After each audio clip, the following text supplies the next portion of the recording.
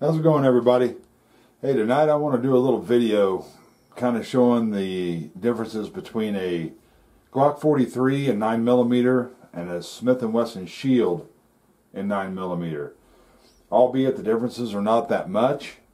There are some slight differences, but both of these pistols are a single stack 9mm. They're very, very similar in size. The M&P Shield from the factory comes 7+1, has a 7-round steel magazine right here, and the Glock is a 6+1 polymer mag with a steel liner in it. Okay, so the Shield gives you one extra round over the Glock. Both of these pistols are virtually the same length. If you put these side by side, stand them up on end, look at them right there, they're virtually the same length. The width on them, the Shield is 0.95 inches wide. I measured that with my calipers right across here. And the Glock 43 is 0.93 wide as measured right up here. So they're super, super close on width as well. The weight on the two, we'll do a weight with magazine with no ammunition. You know, the ammunition is its own 20.5 ounces because it just depends on the weight of the bullet that you're loading in there, whether it's 115 grain, 124, 147s, whatever. That's going to dictate whether your gun is a little heavier or a little lighter. 18.3 for the Glock. Okay, so 18.3, 19, 20. The Glock is a little over 2 ounces lighter than the M&P Shield. A little bit about these two. The Glock is a striker fired handgun. Both of them are striker fired. The Glock does not have any type of manual safety on it. No thumb safeties, anything like that. It just has the traditional Glock safeties, which I think most people probably like. Most people like not having a manual thumb safety that they have to deal with, and some people, on the other hand, do like having a manual thumb safety, which this particular Smith & Wesson Shield does have. Okay, got a thumb safety right here. But you can buy the Shield now without a thumb safety if you prefer. Whenever these first came out, you could only get them with a thumb safety, but now you can get them either way. The grips on the two, the Shield's grip is a little bit fatter. You can see that the Shield is a little bit longer in the grip, and the distance on the grip this way is wider on here than it is on the Glock. So overall, the Glock's grip is just a little bit smaller than the Shield. Now me, I have, large hands. Both feel just fine. They do have a different feel to them. If I had to take my pick, I do like the feel of the Glock a little bit better. Okay? Not that the difference is that much to where, it's like, man, I just don't like the feel of this. It isn't like that. But if I had to pick one, I do like the feel of the Glock a little bit better. Now, both of these handguns have got the Talon grips on them. I've pretty much put Talon grips on the majority of my pistols, because most of these have got a very slick, from the factory, the grips are very slick, in my opinion. None of my Glocks are a quote-unquote Gen 4, although the 43 is probably considered a Gen 4.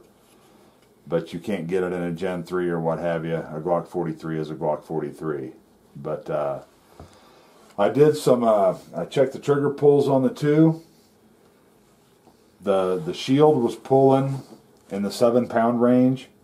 I did 2 pulls. I think one pull was like 7.1 ounce. The other one was like 7.8 ounces or something. The Glock is pulling about a pound more. It's up in the 8-pound range. Both of these have been fired roughly 50 rounds. Neither one of them has had a bunch of rounds put through them. but the triggers on both is good for a striker fired handgun. Okay, you got some take up right here, a little bit of take up, you hit the wall and it just breaks. Not any mush to them at all. And that goes the same for the Shield. You're going to have some take up, hits the wall, pull, and it just pulls through. The triggers on the two feel very, very similar.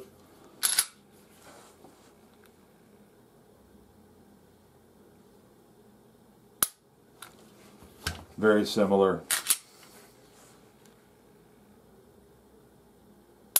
But I can feel that Shield's pull is just a little bit lighter.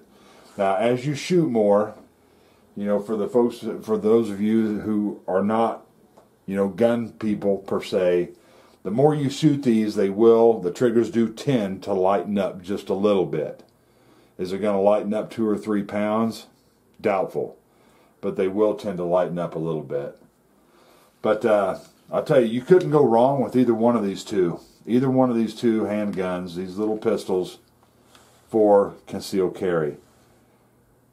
They're both really good. They're both virtually the same size. The price point on the two, from what I'm seeing around here in my area, the Glock is going for $3.99 to about $4.30.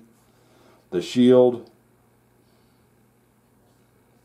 probably around $3.80 to $400. $3.70 to $400, right in there.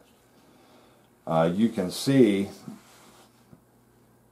that the Shield is a little bit fatter this way than the Glock. I mean, when I sit here and look at it, I mean, I can see it fairly readily, but here again, it's not a huge difference. It's not a huge difference. So these two right here are going to be about as close as you can get as apples to apples. They're going to be really, really close. Both of these neither one of these came with night sights. Okay, the 43 I added on some excess big dot sights. Okay, I just put those on here just a couple days ago, actually. It used to have the standard Glock sights, the gold post sight, big white outline around here with a white dot up front. The Shield has got traditional 3-dot sights.